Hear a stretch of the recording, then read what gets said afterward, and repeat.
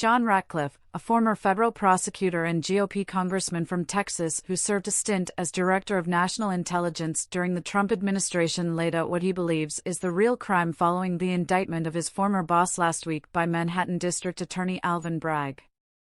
In an interview with Fox News host Maria Bartiromo on Sunday, Ratcliffe responded to reports that former President Donald Trump could be facing as many as 30 counts, saying that whoever leaked those details to the media is guilty of a crime. The only felony of which we can be certain to come out of this Alvin Bragg prosecution in New York is the felony committed either by DA Bragg himself or someone on the grand jury that he's using for this perversion of our justice system, Ratcliffe told the Sunday Morning Futures anchor. The accused, Donald Trump, and his lawyers don't know what's in the sealed indictment.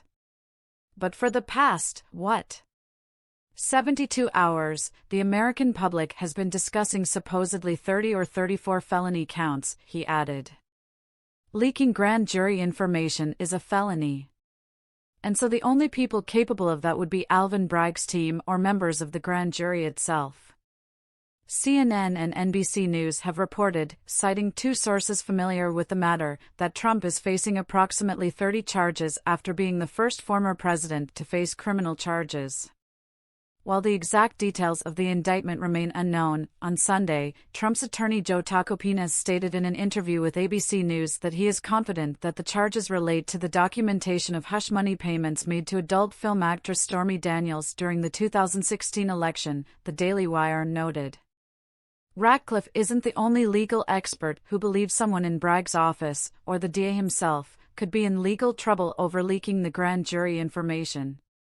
Harvard Law School professor emeritus Alan Dershowitz said, in an interview and in an op-ed over the weekend, that whoever leaked the sealed indictment is the person guilty of the only felony in the Manhattan DA's case.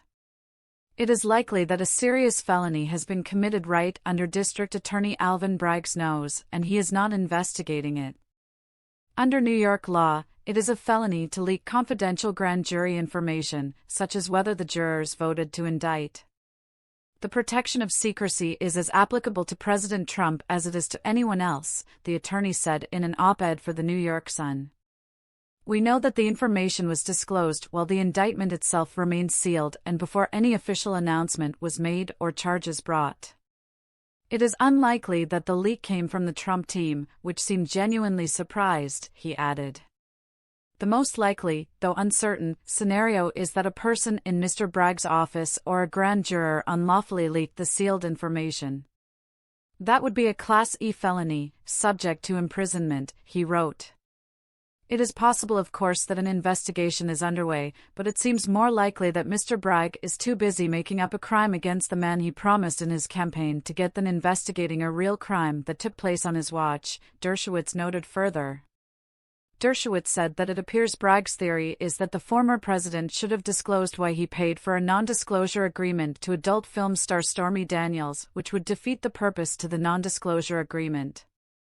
Why would Mr. Trump pay the money in the first place if he had to publicly disclose the embarrassing reason? Furthermore, no one in history has ever been indicted for listing legal expenses for setting a potentially embarrassing payment of hush money, the legal expert added.